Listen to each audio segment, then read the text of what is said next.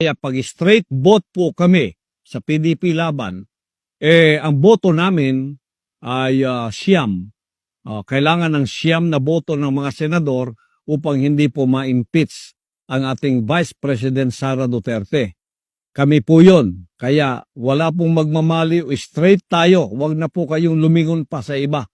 Straight tayo. Kung mahal ninyo si Vice President Sara Duterte, straight po ang ating pagboto.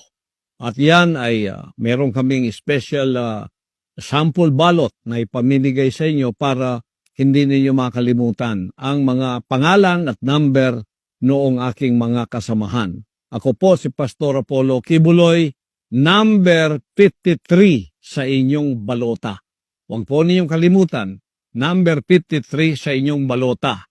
Si Jimmy Bondok po, number 10.